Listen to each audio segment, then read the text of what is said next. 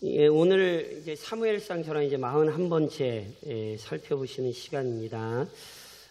저랑 지금 쭉 살펴보시고 계신 것처럼 하나님께서 목동 다윗을 이스라엘의 두 번째 왕으로 선택하셨죠.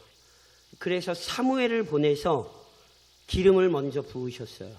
그런 이후에 이스라엘 백성 앞에 하나님이 친히 높이셨습니다. 그래서 다윗이 스스로 백성 앞에 나선 것이 아니라 하나님의 신비로운 섭리 속에서 다윗이 왕궁에도 알려지게 하시고 이스라엘 백성 중에 알려지게 하셨고, 무엇보다 다윗의 모습을 통해 다윗이 많은 백성들의 사랑을 받게도 하셨죠. 저랑 18장으로 가서 한 13절 14절 두 절만 한번 좀 읽어보시겠어요? 계속해서 다윗의 모습을 통해 나오는 반복되는 표현이 있죠. 저랑 18장 13절로 14절만 읽겠습니다. 계속해서 다윗과 관련되어 나오는 표현이 있어요. 18장 13절로 14절입니다. 같이 읽겠습니다. 그러므로 사울이 그를 자기 곁에서 떠나게 하고 그를 천부장으로 삼음에 그가 백성 앞에 출입하며 다윗이 그의 모든 일을 지혜롭게 행하니라. 여호와께서 그와 함께 계시니라. 저랑 계속 살펴보고 계신데 다윗의 모습을 계속 반복해서 표현하는 게 뭐죠? 저랑 방금 읽으셨죠? 여호와께서 그와 함께 계시니라. 다윗의 인생은 다른 인생 아니에요. 하나님께서 그와 함께 하시는 인생이에요. 그러니까 단순히 싸움 잘하는 사람 아니에요. 다윗을 보면 하나님께서 다윗과 함께 하신다는 사실이 확인되었어요. 그래서 다윗이 무슨 일을 하든지 어떤 일을 하든지 백성들이 다윗이 여호와와 함께 하시기 때문에, 여호와께서 다윗과 함께 하시기 때문에 다윗이 하는 일이 형통할 수도 있었고 백성에게 유익할 수도 있었고, 무엇보다 하나님을 영화롭게 하는 삶을 지금 다윗이 살고 있는 것을 성경이 보여주는 거예요.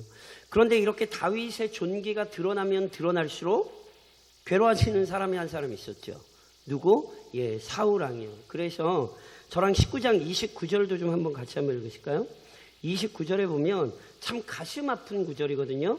18장 29절 죄송합니다. 18장 29절에 같이 읽겠습니다. 사울이 다윗을 더욱더욱 두려워하여 평생에 다윗의 대적이 되니라. 굉장히 가슴 아프고 안타까운 구절이에요. 제가 지난 시간에 결론에서 적용하면서 제가 말씀드렸던 것처럼 내 신앙을 확인할 수 있는 아주 중요한 방법 중에 하나는 내가 누구와 연합하는가를 확인해 보시면 돼요. 내가 정말 하나님의 사람들과 연합하고 있다면 그 인생은 복된 인생이에요. 그런데 내가 하나님의 사람들과 연합하지 못한다면 그것은 성격의 문제가 아니에요. 영성의 문제예요. 거룩한 성도는 거룩한 사람들과 함께하는 것이 즐겁고요. 세속적인 곳에 있는 것이 불편해요. 불편하면 정말 다행인데 세속적인 것이 너무너무 좋으시다면 다시 한번 말씀드리지만 성품이나 성격의 문제가 아니에요. 영성의 문제예요. 그래서 오늘도 내가 어떤 사람을 가까이 하시는가 보셔야 되고요. 내가 어떤 무리와 함께 하고 있는가를 확인하시는 건 신앙의 굉장히 중요한 지혜예요. 사울과 같은 어리석은 자가 되면 안 된다는 말씀이에요. 누누이 말씀드린 것처럼 사울 손가락질하라고 기록된 거 아니에요. 오늘도 여전히 사울과 같은 인생이 있기에 성경은 우리에게 주의하라 지금 가르치고 있는 거죠. 그래서 사울은요, 안타깝지만 다윗을 계속해서 멀리할 뿐 아니라 다윗의 대적이 됐어요. 심지어 시기와 질투에 사로잡혀 저랑 살펴보신 것처럼 이미 죽이려 시도했지요. 게다가 지난 시간 본문에는 혼인을 빙자하여 자기 딸을 주는 것을 빙자하여 다윗을 죽이려 했어요. 또는 블레셋 사람의 손에 넘겨서 다윗을 죽이려고도 하고. 그런데 그렇게 혼인을 빙자하여 죽이려고도 하고 또는 블레셋 사람의 손에 넘겨서 죽이려고도 하다가 오늘 저랑 아까 읽으신 본문 19장 1절에 보니까 사울이 이젠 대놓고 뭐 하냐 하면 자기 신하들에게 명령을 내렸어요. 무슨 명령? 다윗을 죽이라고 명령을 내려. 저랑 19장 1절 다시 한번 읽으실까요? 19장 1절을 보니까 오늘 저랑 아까 읽으신 부분에 뭐라고 사울이 명령을 내리냐면, 자, 19장 1절 같이 읽겠습니다. 사울이 그의 아들 요나단과 그의 모든 신하에게 다윗을 죽이라 말하였더니 사울의 아들 요나단이 다윗을 심히 좋아함으로. 사울이요, 아예 공개적으로 신하들에게 명령을 내렸어요. 뭐라고? 다윗 죽여라. 이 명령 조금 이따 살펴보겠습니다. 시행이 제대로 안 돼요. 왜 시행이 안 되는 줄 아세요? 하나님께서 우선 다윗을 지키는 것이기도 하지만 백성들은 이미 알아요. 다윗이 누구와 함께하고 있어요? 하나님과 함께하고 있어요. 하나님과 함께하는 사람 건드리면 되겠습니까? 안 되겠습니까? 그래서 백성들이 못 건드려요. 제가 조금 이따가 살펴보겠지만 명령은 내리지만 이 명령이 시행되지를 못해요. 왜냐하면 백성들이 하나님께서 다윗과 함께하는 걸 지금 보고 있거든요. 특별히 사울의 아들 요나단은 다윗을 처음 볼 때부터 아꼈잖아요. 그러니까 두 사람은요, 그때 설명드린 것처럼 기호가 맞고 성격이 맞는 게 아니에요. 영성이 하나가 됐다라고 제가 말씀드렸어요. 단순히 성격이 비슷한 게 아니라 하나님을 사랑하고 이스라엘 백성을 향한 열심을 가진 그 영성이 같았어요. 그래서 같은 신앙 안에서 하나가 되어 서로 신뢰하고 의지하기로 약속한 장면을 저랑 보셨죠. 그래서 요나단이 자기 아버지가 다윗을 죽이라고 명령을 내리자 요나단은 이제 그 약속을 시행하는 거예요. 그래서 요나단이 먼저 다윗을 찾아가요. 그래서 다윗을 찾아가서 어떻게 하냐면 저랑 2절로 3절을 한번 같이 읽어보시겠어요? 19장 2절로 3절에 보니까 다윗을 찾아가서 이렇게 얘기해요. 자, 2절 3절입니다. 그가 다윗에게 말하여 이르되 내 아버지 사울이 너를 죽이기를 꾀하시느니라. 그러므로 이제 청하노니 아침에 조심하여 은밀한 곳에 숨어 있으라. 내가 나가서 내가 있는 들에서 내 아버지 곁에 서서 내 일을 내 아버지와 말하다가 무엇을 보면 내게 알려주리라 하고. 자, 요나단은 왕이기도 한 자기 아버지가 다윗을 죽이라 명령을 내리니 실은 그 명령 앞에서 바른 길을 택하고 있다는 사실을 보셔야 돼요. 요나단은 우선 다윗을 불러요. 그리고는 다윗을 은밀한 곳에 숨긴 다음에 자기가 아버지에게 나아가 아버지와 다윗의 일을 의논한 이후에 아버지가 널 죽이려고 그러는지 아니면 그래도 다시 살리려고 그러는지 그 모든 정황을 파악해서 알려주겠다 얘기하는 거예요. 그러니까 다시 한번 말씀드리지만 다윗과 서로를 신뢰하고 돕기로 언약을 맺었잖아요. 그러니까 요나단은 정말 신실한 사람이에요. 자기가 그 약속을 지키겠다는 거예요. 그러기 위해서 아버지 앞에 나아가 자신이 다윗을 위해 수고하겠다는 거죠. 실제로 요나단이 그렇게 해요. 그래서 저랑 4절로 5절을 같이 읽으실까요? 4절로 5절에 그래서 이제 요나단이 이렇게 하죠. 같이 읽겠습니다. 요나단이 그의 아버지 사울에게 다윗을 칭찬하여 이르되 원하건대 왕은 신하 다윗에게 범죄하지 마옵소서. 그는 왕께 득죄하지 아니하였고 그가 왕께 행한 일은 심히 선함이니이다. 그가 자기 생명을 아끼지 아니하고 블레셋 사람을 죽였고 여호와께서는 온 이스라엘을 위하여 큰 구원을 이루셨으므로 왕이 이를 보고 기뻐하셨거늘 어찌 까닭 없이 다윗을 죽여 무죄한 피를 흘려 범죄하려 하시나이까. 자, 무슨 말씀인지 아시겠죠? 다윗을 숨겨놓은 다음에 요나단이 자기 아버지 사울에게 나아가 사울에게 나아가 다윗에 대해 변호하는 거예요. 아버지는 죽이라 그러는데 아까 전에 읽으신 데 보니까 다윗을 칭찬해요. 다윗이 정말 충성된 신하라는 사실을 강조하는 거예요. 그러니까 다윗이 사울에게 선을 행했지 악을 행한 적이 한 번도 없다는 사실을 아주 명확히 하죠. 무엇보다 블레셋 사람을 죽인 일, 이거 블레셋 사람을 죽인 일은 골리앗과의 전쟁 얘기하는 거거든요. 그러니까 그 골리앗과의 전쟁에서 다윗이 골리앗을 이겼던 싸움을 언급하면서 이게 그냥 다윗이 자기가 한 일이 아니라 하나님께서 다윗을 통해 뭐 하셨다는 거예요? 이스라엘을 구원하신 일이었다고 아주 정확히 지금 얘기하죠. 그러니까 보세요. 다윗을 죽이는 것은요, 악한 일이에요. 범죄예요. 무죄한 피를 흘리는 게 된단 말이에요. 그러니까 보세요.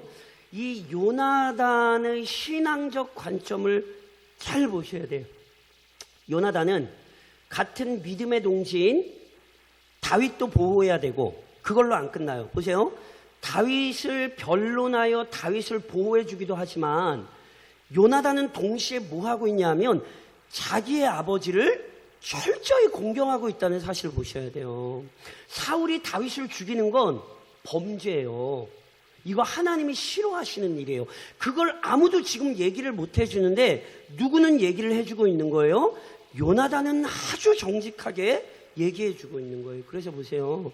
이 요나단의 모습은 조금 더 다른 말로 요나단의 지혜는 오늘 우리에게 너무너무 중요하다는 사실을 잊으시면 안 돼요.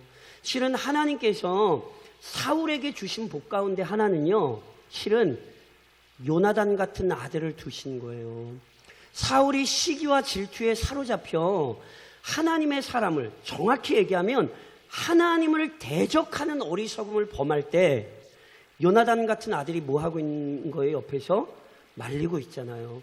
조언하고 있잖아요. 권면하고 있잖아요. 이게 굉장히 중요한 복이라니까요. 그래서 실은 성도들은요, 우리 모든 성도들은 실은 요나단 같은 지혜가 필요해요. 사람과 사람 사이에서 사람의 영혼을 보호할 뿐 아니라 하나님의 선하고 의로운 뜻이 이루어질 수 있도록 설득하고 조언하고 권면하는 사람들이 돼야 돼요. 성도가 이 직분을 감당해야 돼요. 그리고 기도하시되 요나단과 같은 사람이 내 옆에 있기를 간구하셔야 돼요.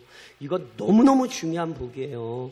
왜냐하면 하나님의 뜻을 들을 수 있는 방법이거든요. 그러니까 보세요. 요나단이 사실을 얘기했고요. 그리고 요나단은 진심이었어요. 그러니까 다시 한번 말씀드리지만 다윗도 보호하고 싶었지만 아버지 사랑해요. 아버지 잘못되면 어떻게 해요? 너무 아들로서 너무 지극히 합당한 거 아니에요? 그러니까 행여나 자기 아버지가 악을 행하지 않도록 실은 요나단은 정말 진심으로 자기 아버지를 말린 거예요. 그러니까 보세요. 사울이 어떻게 하죠? 들어요. 자, 저랑 6절로 7절을 좀 같이 읽으시겠어요? 자, 요나단이 정말 바르게 얘기했거든요. 그랬더니 그 얘기를 들은 사울이, 자, 6절로 7절입니다. 같이 읽겠습니다. 사울이 요나단의 말을 듣고 맹세하되 여호와께서 살아계심을 두고 맹세하거니와 그가 죽임을 당하지 아니하리라. 요나단이 다윗을 불러 그 모든 일을 그에게 알리고 요나단이 그를 사울에게로 인도하니 그가 사울 앞에 전과 같이 있었더라.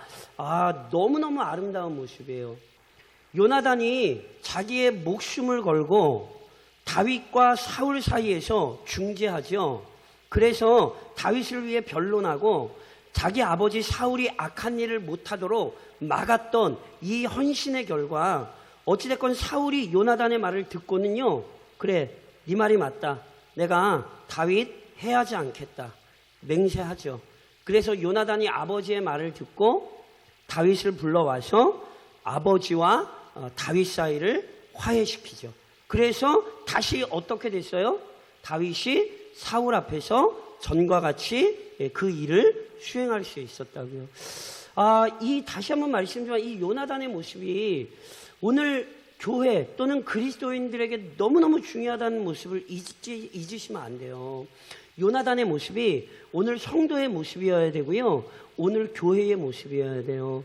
교회는 하나님과 세상 사이에서 철저히 세상이 하나님 앞으로 회개하며 돌아오도록, 그리고 하나님의 은혜가 세상에 전달되도록 헌신해야 되는 책임이 있다는 사실을 잊으시면 안 돼요. 회복으로의 초대를 준비하면서 우리 성도들이 정말 요나단같이 되어서 이 땅에 평화와 하나됨과 화합을 만들어내기를 소망하는 것, 이건 너무너무 중요한 일입니다. 물론 영혼을 우리 자체가 돌이킬 수는 없어요. 즉 죄인의 영혼을 우리가 의인으로 바꿀 수는 없지요. 그래서 보세요. 요나단이 정말 충심으로 조언했지만 이 조언을 들었던 사울이 일시적으로 실은 돌이키긴 했지만 사울은 예전의 상태로 다시 돌아가요. 그런데 저랑 계속 살펴보시고 있는데 어떤 일 때문에 그런지를 좀 주목해서 보셔야 돼요. 자, 8절로 10절을 저랑 한번 같이 한번 읽으실까요? 한번 그 문맥을 잘 보세요. 지금 어떤 얘기가 되고 있는지. 자, 8절로 10절입니다. 같이 읽겠습니다.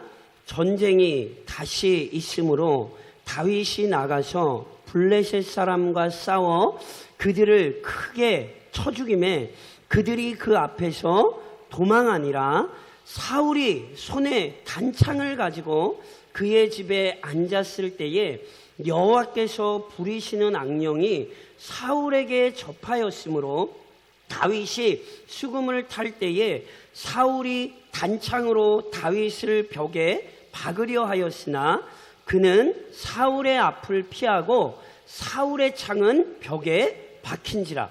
다윗이 그 밤에 도피함에, 자, 절 보시겠어요? 자, 8절에 보니까요, 전쟁이 다시 있었어요. 즉 블레셋 사람이 또 막 이스라엘을 괴롭히러 쳐들어왔어요. 그래서 다윗이 뭐해요? 군사를 이끌고 나가서 블레셋 사람과 싸워서 어떻게 했어요? 아주 크게 쳐 죽였어요. 기쁘세요? 안 기쁘세요?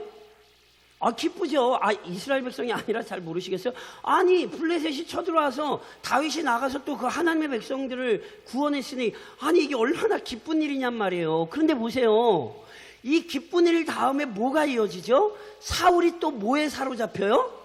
악신에 사로잡혀요. 제가 앞서 말씀드렸죠. 왜 악신이 지금 사울에게 강하게 역사한다고요? 그 마음에 시기와 질투가 가득해요. 이미 다시 설명드렸지만 다시 한번 말씀드리지만 성도들 마음 잘 지키셔야 되고요. 마음을 분노에 빼앗기거나 마음을 악한 데 빼앗기시면 안 돼요. 저희는 연약해서요. 실은 노할 수도 있고요. 갑자기 화를 낼 수도 있고요. 어떤 부분에 있어서 흥분할 수도 있어요. 그런데 성경이 우리에게 교훈하고 가르치는 것처럼 하루해가 넘도록 분을 품으시면 안 돼요. 절대로 사탄에게 우리의 마음을 빼앗기는 일이 없도록 주의하셔야 된다고요. 하나님께서 놀라운 일을 이루시는데 사울은 그것이 기쁨이 되지 않고 사울은 그것이 고통이 된다니까요. 제가 사도행전 하면서도 계속 말씀드리지만 성령이 강하게 역사할 때 사탄도 강하게 역사해요. 이건 너무 중요한 영적 원리예요. 그래서 놀랍게 은혜가 차고 넘치는 곳에 실족하는 사람이 생겨난다니까요. 그러니까 성경은 사울의 얘기를 통해 오늘 우리 자신을 잘 지켜야 된다 강조하고 있는 거예요. 그래서 이번에도 또 뭐예요? 단창으로 다윗을 죽이려고 던졌다니까요. 하나님께서 다윗을 지키신 거예요. 그래서 또 여기서 다윗이 뭐해요? 살아남았어요. 그리고는 다윗이 도망갔어요. 근데 보세요. 예전에는 단창 던져서 도망가면 그러고 말았단 말이에요. 근데 상황이 계속 악화된다니까요. 이번엔 어떻게 한 줄 아세요? 그래서 저랑 11절 12절 읽으실까요? 11절 12절 보니까 단창 던진 걸로 안 끝내요. 놀랍게도 어떻게 하냐면, 자, 11절 12절입니다. 같이 읽겠습니다. 사울이 전령들을 다윗의 집에 보내어 그를 지키다가 아침에 그를 죽이게 하려 한지라. 다윗의 아내 미갈이 다윗에게 말하여 이르되 당신이 이 밤에 당신의 생명을 구하지 아니하면 내일에는 죽임을 당하리라 하고 미갈이 다윗을 창에서 달아내림에 그가 피하여 도망하니라. 자, 보세요. 사울이 예전에는요, 창을 던져서 다윗이 안 맞아서 다윗이 도망가면 그냥 그걸로 끝냈어요. 근데 저랑 지금 11절에 읽으셨죠? 던져서 다윗이 안 맞아서 도망갔거든요, 집으로. 그랬더니 사울이 이젠 아예 어떻게 해요? 집으로 군사를 보내요. 이게 얼마나 지금 끔찍한 일인가를 보셔야 돼요. 집으로 군사를 보내서 죽일 생각으로 군사를 보낸 거예요. 그리고 이 사울의 뜻이 확고했기 때문에 사울의 딸 미갈, 지난 시간에 저랑 살펴보신 것처럼 다윗이 하나님의 영광을 위하여 그리고 이스라엘 백성을 위한 일로서 왕의 사위가 되는 것이 유익하겠다 싶어서 남성 블레셋 사람들의 포피 200개를 가지고 와서 미갈과 결혼을 했단 말이에요. 다시 한번 말씀드리지만 왕의 사위가 탐난 것도 아니고 미갈이 예뻐서도 아니라 그것을 통해 더 큰 하나님의 일을 감당할 수 있겠다는 열망을 가지고 다윗이 왕의 사위가 됐단 말이에요. 그런데 미갈이 다윗을 사랑했잖아요. 그러니까 보세요. 자기 아버지가 다윗을 죽이려고 그러니까 미갈이 나서서 뭐 했어요? 자기 남편을 구했어요. 어떻게 구했냐면 다윗을 창에서 달아내렸어요. 그러니까 이 상황이 지금 이해되세요? 이게 지금 급박한 상황 같으세요? 아니면 그냥 문이 여기밖에 없어가지고 여기로 내보낸 것 같으세요? 무슨 얘기인지 아시겠죠? 이게 지금 상황이 얼마나 급박했는가를 보여주는 거예요. 이게 까딱하면 지금 다윗이 어떻게 될 뻔했어요? 사울이 보낸 신하들에 의해 죽임당할 상황이었대. 그러니까 이 상황이 얼마나 급박했는가를 보셔야 돼요. 그런데 그때 미갈이 다윗을 도망치게 하고는 어떻게 하냐면, 자, 저랑 13절 14절을 같이 읽어보실까요? 13절 14절 같이 읽겠습니다. 미갈이 우상을 가져다가 침상에 누이고 염소털로 엮은 것을 그 머리에 씌우고 의복으로 그것을 덮었더니 사울이 전령들을 보내어 다윗을 잡으려 하매 미갈이 이르되 그가 병들었느니라. 자, 저를 보시면 사울이 창을 던졌어요. 하나님께서 구하셔서 다윗이 도망쳤어요. 집으로 갔더니 세상에나 사울이 군사를 집까지 보냈어요. 급박한 상황이었어요. 그냥 웬만한 상황 아니었어요. 그래서 미갈이 다윗을 창을 통해 도망치게 했어요. 그리고는 머리를 하나 쓰는데 다윗이 아프다고 침상에 누워있다고 거짓말을 하고는 침상에 뭘 눕혀놔요? 우상을 눕히고 염소털로 꾸몄죠. 제가 지난 시간에 말씀드렸죠. 미갈은 우상 숭배자였어요. 이 우상 갑자기 어디에서 나온 거 아니에요. 그래서 사울은 미갈과 다윗을 결혼시키면서 속으로 어떤 생각을 했다고요? 다윗을 미갈과 결혼시키면 미갈이 우상 숭배자이기 때문에 다윗이 올무에 걸릴 거야.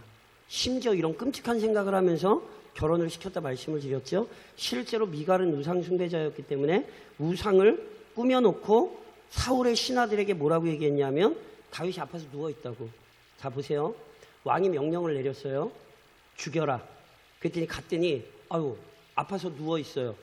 그럼 죽여야 돼요? 다시 궁으로 돌아가야 돼요? 왕이 명령을 내렸으면 군사들이 뭐 해야겠어요? 죽여야죠. 근데 죽이려고 보니까 아파요. 그럼 못 죽이나요? 그러니까 이 기록들을 잘 보셔야 돼. 이게 지금 우연히 이루어지는 게 아니에요. 사울의 군사들도 실은 두려워요. 뭐가 두렵냐면 다윗을 손대는 게 두려워요. 왜냐하면 하나님이 다윗과 함께 하시는 게 분명하거든요. 그래서 아프건 말건 죽이라 그랬으면 죽여야 되잖아요. 근데 안 죽이는 거예요. 그러고 사울한테 가서 뭐라고 얘기해요? 다윗이 아프대는데요. 말 같지도 않은 얘기죠. 사울이 가만히 있나요? 가만히 안 있어요. 저는 15절로 16절 읽으실까요?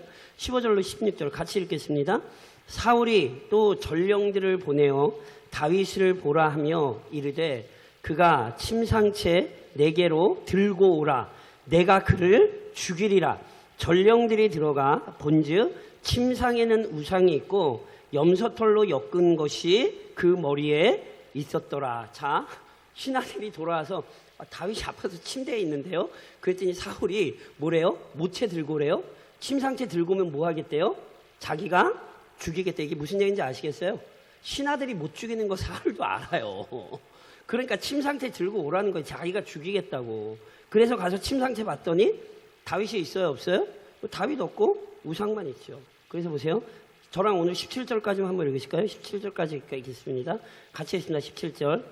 사울이 미갈에게 이르되 너는 어찌하여 이처럼 나를 속여 내 대적을 놓아 피하게 하였느냐? 미갈이 사울에게 대답하되 그가 내게 이르기를 나를 놓아 가게 하라. 어찌하여 나로 너를 죽이게 하겠느냐 하더이다 하니라. 사울이요 머리끝까지 화가 났어요. 누가 자기를 속였어요? 딸이 자기를 속였어요. 너 왜 날 속였어? 이랬더니 미갈이 아버지한테 또 거짓말을 하죠. 다윗이 자기를 안 놔주면 뭐 하려고 그랬대요? 미갈을 죽이려고 그랬대요. 이런 일 없었죠. 미갈이 앞장서서 다윗을 도망치게 했지, 다윗이 당신 나 안 보내면 내가 당신 죽게, 이런 일 없었잖아요. 그러니까 보세요. 지금 다 누구 편인 것 같으세요? 다 누구 편인 거 아시겠어요? 지금 사울 빼놓고는 다 다윗 편이에요. 그러니까 성경이 여기서 하고 싶은 얘기가 있는 거예요. 자, 저를 좀 따라 하시겠어요?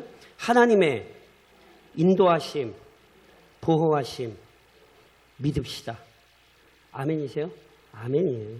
왜냐하면 지금 성경은 누가 봐도 사울이 다윗보다 강하죠. 사울 한마디면 군사들이 움직여요, 실은. 그런데도 군사들은 움직이지만 다윗을 해할 수는 없었어요. 해할 수 있었어요. 그런데 그러지 못해요. 왜요? 하나님이 다윗과 함께 하셔서 하나님이 이 모든 상황 속에서 지금 다윗을 보호하고 계시다는 사실을 놓치시면 안 돼요. 요나단과 같이 선한 사람이 다윗을 돕고 있고요. 사울의 명령을 따라야 되는 군사들마저 그 마음에 다윗이 하나님과 함께한다는 두려움 때문에 다윗을 함부로 해코지하지 못해요. 그리고 오늘 저랑 또 하나 주목해서 보셔야 되는 게 미갈이에요. 제가 한번 여쭤볼게요. 미갈 하나님 잘 섬기는 사람일까요? 거의 불신자 같을까요? 거의 불신자예요. 제가 말씀드렸잖아요. 자기 아버지가 우상숭배자인 거 알았다니까요. 집안에 여기 여기 우상은 이렇게 작은 드라빈 같은 거 이 손으로 가지고 이런 거 아니에요. 지금 사람처럼 꾸민 우상이랑 큰 신상을 얘기하는 거예요. 집에 큰 신상을 갖다 놓은 여자예요. 무슨 하나님을 제대로 섬기는 여자겠어요. 요즘 말로 하면, 속된 말로, 요즘 저희 말로 표현하면 미갈은요 거의 불신자예요. 그럼 제가 이제 이렇게 여쭤볼게요. 불신 가족이 내게 도움이 됩니까? 내게 도움이 되지 않습니까? 굉장히 중요하게 생각하셔야 되는 질문이에요. 자, 아까 제가 이런 말씀 드렸죠? 가정에서 내가 요나단 같은 사람이 좀 되어주실 필요가 있어요. 그래서 내가 요나단 같은 사람이 되어서 지혜롭게 하나님의 뜻을 분별해서요, 가족들에게 조금 더 구체적으로 얘기하면 마치 요나단이 사울에게 얘기했던 것처럼 내가 요나단 같은 사람이 되어서 믿음으로 내 가족을 교훈하고 권면하는 것 너무너무 중요해요. 그래서 정말 우리 요나단 같은 성도님들이 되시기를 주님의 이름으로 축원합니다. 그게 진짜로 우리의 삶이 되기를 소망해요. 그러니까 보세요. 믿음의 사람 때문에 불신 가족이 유익을 얻습니까? 얻지 않습니까? 유익을 얻지요. 그러니까 요나단 같이 되시라는 거예요. 가정을 위해서라도 믿음으로 견고히 서 계시란 말씀이에요. 그런데 자, 오늘 성경은 반대의 모습도 우리에게 알려줘요. 미갈은 불신자와 같아요. 그런데 놀랍게도 하나님께서 그 불신자를 통해서 누구를 살리시죠? 다윗을 살리십니다. 그거 아세요? 남편이 아내가 불신자라 오히려 더 많이 기도하게 되는 성도가 있어요. 오히려 불신 배우자의 핍박과 박해 때문에 오히려 하나님을 더 간절히 사모하는 성도가 있더라니까요. 오히려 불신 가정에 있었던 것 때문에 한 성도의 영혼이 살아나는 경우가 있더라니까요. 놀랍죠? 부모에게 있어서 가장 큰 우상은 아세요? 자녀입니다.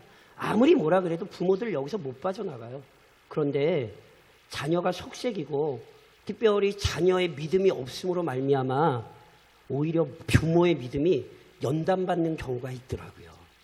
참 놀랍죠? 하나님은요, 선한 사람들을 통해서만 일하시는 게 아니에요. 놀랍게도 하나님께서는 한 사람의 성도를 가르치시기 위해, 한 사람의 성도를 견고히 만드시기 위해 하나님은 놀랍게 불신자도 사용하시더라니까요. 조금 더 다른 말로 말씀드리면 사울 때문에 누구의 믿음이 성장했죠? 다윗의 믿음이 성장해서 이거 놓치시면 안 돼요. 놀랍게도 사울의 칼을 피해 다녔던 다윗의 인생이 놀랍게도 하나님을 더 가까이 하는 삶이 되었다니까요. 이게 참 놀랍죠? 오해하지 마세요. 그래서 불신가족 끝까지 두라는 말씀이 아니에요. 보세요. 불신가족마저 하나님께서 나를 바르게 이끄시는 방편이 될 수 있거든요.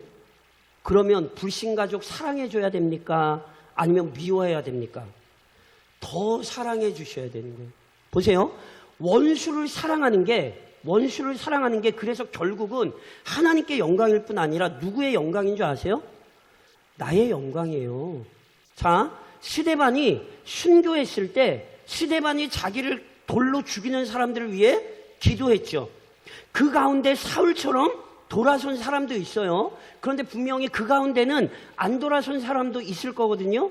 그러면 스데반이 드렸던 기도가 무의미한 기도예요? 아니에요.